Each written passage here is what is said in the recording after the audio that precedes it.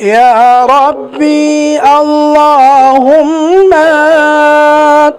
dua zetu zisikie. Ya Rabbi Allahumma dua zetu zisikie, na maasi tuliyoyachuma ya Rabbi tughfirie. Ya Allah tunakuomba tusamehe dhambi zetu.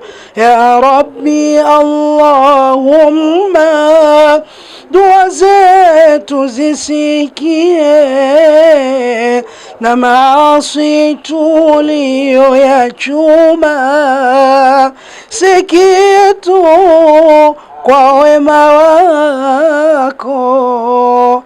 Endelea kufuatilia Firdaus TV hapa katika vipindi tofauti vya kheri. Kumbuka, wakati sahihi ni wakati wa Mwenyezi Mungu Subhanahu wa Ta'ala.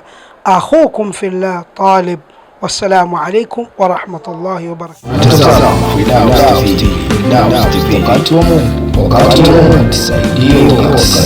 Naam, salamu alaykum wa rahmatullahi wa barakatuh. Mtazamaji wa Firdaus TV, wakati wa Mungu ndio wakati sahihi. Ikiwa leo ni siku ya 9 toka kuanza kwa jambo letu hapa maeneo ya Mwalusembe, wilaya ya Mkuranga, mkoani Pwani, ambapo tuko hapa. Dr. Sheikh Sharif Firdaus Al-Qadiri, mume na kiboko ya wachawi, yuko hapa na anaendelea kufanya kile ambacho analeta nafuu kwa waja wake hawa ambao wako katika eneo hili. Mimi ni Al-Habib Sheikh Mungia, babyface, sura ya kitoto, sanjari na crew nzima ya Firdaus TV. Nyuma ya kamera yuko Awadhi Malibate. Mchambuzi wangu ni Heri Mpingashari, mtoto wa mantilie, mboga saba zote za majani. Tukipa nguvu na Fatu Jasad, maji ambayo huondosha maradhi mengi kwenye mwili wa mwanadamu. Sanjari na wadhamini wenza wa vipindi vyote hapa, tunasema King of Property, ambao wao tunaishi na msemo wao, usijenge ukweni hata kama kiwanja amekuuzia baba mkwe wako. Huu ni ushuhuda ambao sasa unaenda kuupata moja kwa moja. Labda dada, tufahamu kwanza jina lako, ni mkazi wa wapi?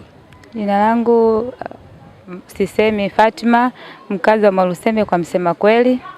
Toka siku ya kwanza uko hapa ama labda kongamano hili umeingilia katikati, siku za kwanza zile ulizikosa? Hapana, siku ya pili nilikuwepo hapa tulivyoanza hapa. Ulikuja na maji yako?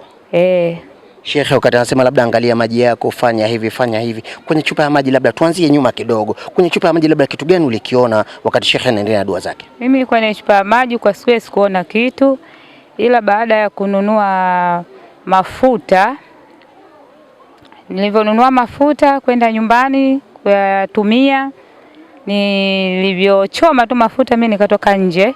Nilivyotoka nje, nilivyoingia ndani nikakuta kuna wadudu misili ya kama tunda za tango hivi, ndani kuna kaa wadudu. Wale wadudu mimi tangu nimezaliwa mpaka leo naona mmoja au wawili, lakini kwa siku hiyo nilikuta kama ningesema nifagie kwa muda ule labda si chini ya kilo 7 au 8 hao wadudu. Na yote baada ya kutumia mafuta. Baada ya kutumia mafuta. Siku ya pili nilivyopata munawala kwenda kutumia kuchoma kule na kufusha na kuoga, nilivyolala usiku akaja mtu ambaye nilokuwa nimekaa naye na nilokuwa nimemhifadhi nyumbani kwangu kama nimemsaidia. Akaja akanambia, bahati yako ushukuru, tena ushukuru sana. Ilikuwa hii ndio nafasi yako ya mwisho. Nilikaa hapa makusudi ili mradi ni kuokote kila kitu ambacho kilichokuwepo karibu yako na wewe. Nikamwambia, kwa tatizo nini? Sipo mimi peke yangu, tupo watu wengi tu tunaokufuatilia. Nikasema inshallah kwa wewe sio Mwenyezi Mungu, ila mimi namtegemea la ilaha illallah Muhammad Rasulullah. Nilivyotoka pale akanambia, nilikwenda Kibaha siku 3 kwa baba watoto wako. Nilikwenda, sidhani sijui ulimficha wapi au wapi. Nilikwenda ningemkuta hizo siku 3 nilizokwenda. Nadhani usingepata huduma ya aina yoyote mpaka unakufa. Nikamwambia inshallah wewe sio Mwenyezi Mungu. Akaondoka na mimi nikaamka. Jana tena juzi nilivyotumia usembe mwingine uliopewa na shehe bule wa Ngende. Nimelala. Kulala nikaota watu wamekuja.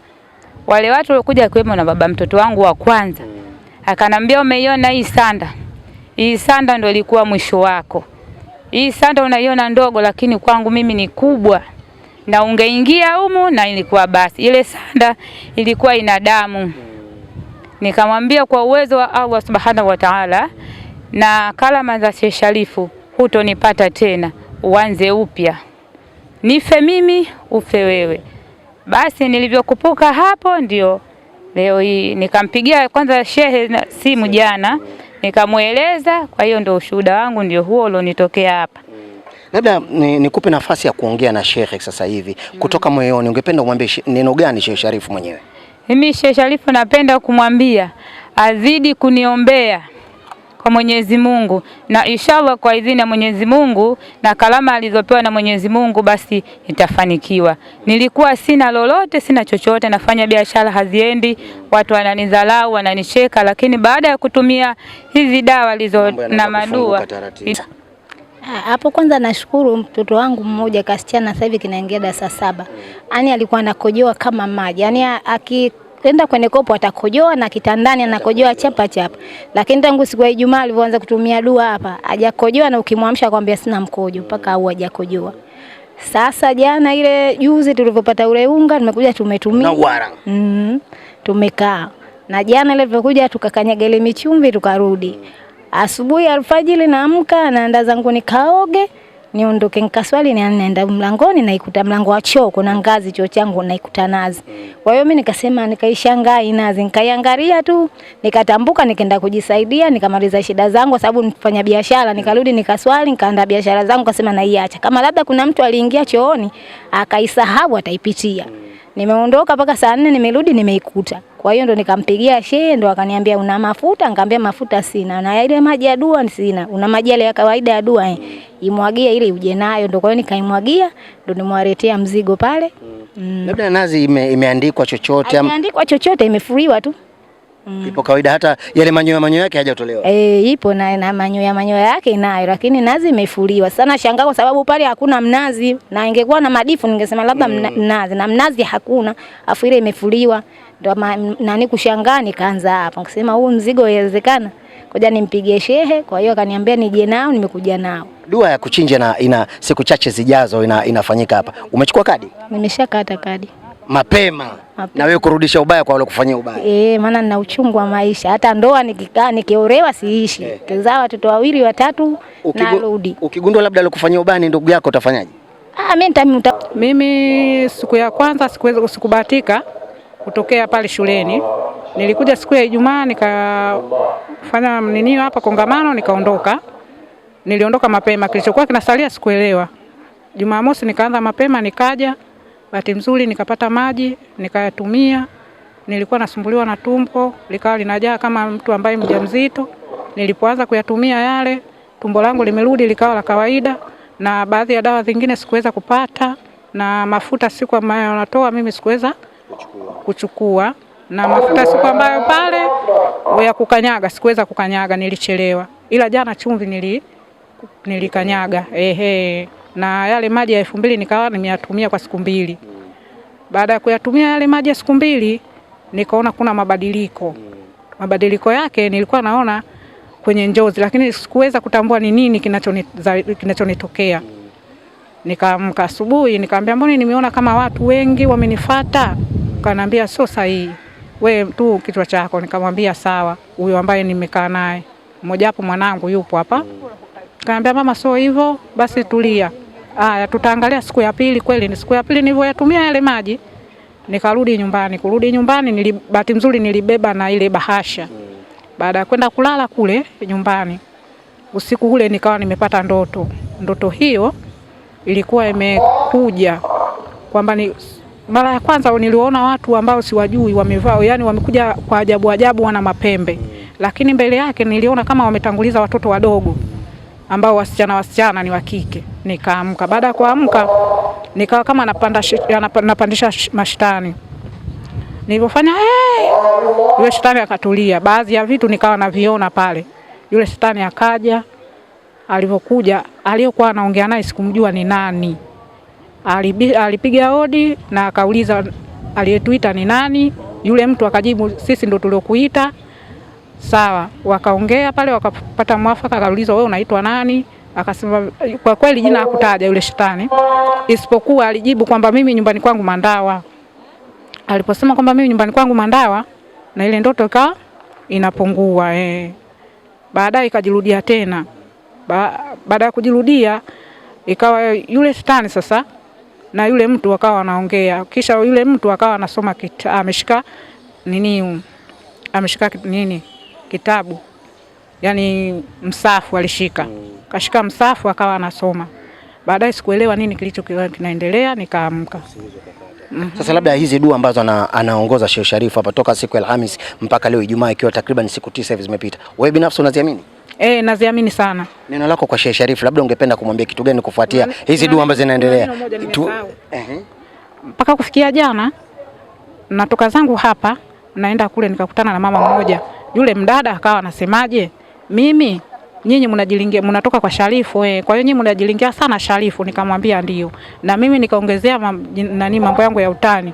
Nikamwambia hiyo mizigo mnaibeba Sharifu anasema muipeleke, mtakaa nayo mpaka lini? Jibu la yule mdada akasema sitaweza kupeleka, mimi sipo peke yangu, na mnajilingia Sharifu. Huyo Sharifu ataondoka na maji ya doa yataisha, kazi mtaipata.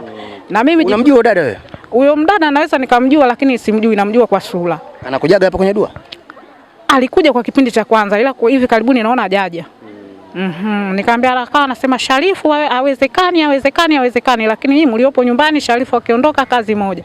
Mimi nikamwambiaje, kadi nimechukua na hiyo kadi naenda inafanywa kazi, na wewe hutoweza kunipata kwa sababu mimi ni mtu wa Mungu, na Sharifu kaumbwa na Mwenyezi Mungu na kaweza kutuletea haya ambayo leo tunaokolewa. Ni sawasawa tulipikwa jikoni, sasa hivi tumeipuliwa. Kwa hiyo wewe dada hutoweza kulolote. Niliporudi nyumbani kulala, wakaja Komba. Na hisi wamekesha sana Komba kuanzia. Asalamu alaykum. Wa alaykum salaam wa rahmatullahi wa barakatuh. Mabadiliko gani ambayo umeyapata baada ya kuingia katika viwanja hivi vya dua tangu siku ya kwanza mpaka hili? Mabadiliko mengi. Kwanza mwili wangu namshukuru Mwenyezi Mungu, alhamdulillah, kidogo afadhali. Ndio. La pili nilisikia vishindo juzi. Nilisikia vishindo vizito juzi. Ndio. Vishindo kutoka juu ya bati mpaka chini. Juu ya bati mpaka chini. Lakini sijajua. Sawa kama mtu kaanguka au mzigo umeanguka. Lakini sijamjua nani kaanguka. Jana asijalala mpaka saizi nakuja hapa. Paka wanakimbizana, mtindo mmoja kutoka nako anaingia mpaka ndani kwangu. Mapaka wanakimbizana. Matatu yanapiga makele mtindo mmoja. Hiyo ndio shuhuda wangu nilikuwa nao. Haujalala tangu mapaka waanze kusumbua siku ya jana mpaka leo? Sijalala mpaka saa 11 alfajiri mpaka hivi mchana. Na kuja huku wanasumbua, nafukuza wanarudi. Unawafukuza wanarudi? Wanarudi. Neno lako kwa Sheikh Sharifu anakutazama sasa hivi? Neno langu naomba nisaidie zaidi. Na Mwenyezi Mungu ampe wepesi wa kuzidi kutusaidia Waislamu wenziwe. Mwenyezi Mungu ampe wepesi wa kuja kuwasaidia Waislamu wenziwe. Kwa majina naitwa Hadija Kimu. Ushuhuda wangu ni kwamba siku nilipokuja kuhudhuria hapa, nimerudi nyumbani kanua mafuta nikayatumia. Badala ya hapo nikaja sikuturoa leta bahasha. Shehe usiku akanipigia simu, nikatia nia yangu, akanielekeza matatizo yangu. Badala ya hapo nimelala, nimeamka asubuhi, nimekuta mtu ameoga kwenye pembe ya nyumba. Umemkuta mtu? Ameoga kwenye pembe ya nyumba, sijajua ni nani. Pembe ya nyumba umeona kaa, yani nyumbani kwenu? Ndio, nyumbani kwangu. Badala ya hapo nikaenda chooni, nikajiangalia nikupona uvimbe chini ya kitovu toka darasa la pili. Nikaenda nikajiangalia nikakuta hakuna uvimbe, nikampigia shehe nikamwambia, akaniambia nionane na yeye. Nikaenda nikaonana naye. Ndio hivyo. Nilimpigia Sheikh Sharifu, ulimpigia nani? Nilimpigia katibu wake. Katibu ule ambaye anavaa miwani, simjui jina. Kumba. Ndio. Ulimuelewesha hali halisi jinsi ilivyokuwa, kwamba ulikuwa na uvimbe tangu darasa la pili lakini uvimbe umepotea? Ndio, umetoleka. Neno lako kwa Sheikh Sharifu anakutazama sasa? Cha kwanza namuombea maisha marefu, Mwenyezi Mungu ampe uhai huo na ampe moyo huo, atusaidie watu wa Mwalusembe, sio Mwalusembe tu, wa Tanzania wote atusaidie. Ama kweli Mungu anaweza na yeye pia anaweza. Ndio. Tunaposikia ana siku 2 za kukaa hapa, manake ndo siku za mwisho hizi anaondoka. Mmeshatosheka na dua zake? Bado hatujatosheka, tunatamani hata akae hata miezi 6, yani akae ili watu tufarijike na mioyo yetu, tutatulie matatizo yetu. Naam, hakika huo ndo ushuhuda wa waumini mbalimbali ambao waliofika katika maeneo haya katika kongamano Naitwa Khairi Mpingashali, lakini mwenzangu alikuwa anaitwa Al-Habibi Mungia, naye alikuwa anazungumza na baadhi ya watu wawili watatu waliozungumza ya kwao kwa maana ya matatizo yao mengi, shuhuda zao nyingi ambazo wewe umeendelea kuzitazama kutokea hapa Firdaus TV. Hakika wakati wa Mungu ni wakati sahihi. Asante ya Rabbi, Allahumma dua zetu zisikie. Ya Rabbi, Allahumma dua zetu zisikie,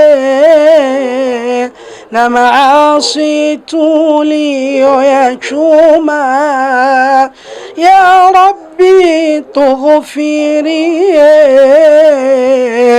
Ya Allah, tunakuomba tusamehe dhambi zetu ya Rabbi. Allahumma dua zetu zisikie, na maasi tuliyoyachuma sikia tu kwa wema wako. Endelea kufuatilia Firdaus TV hapa hapa katika vipindi tofauti tofauti vya kheri. Kumbuka wakati sahihi ni wakati wa Mwenyezi Mungu Subhanahu wa Ta'ala. Akhukum fillah Talib. Wassalamu alaikum wa rahmatullahi wa barakatuh. Wakati wa Mungu, wakati wa Mungu, tusaidie.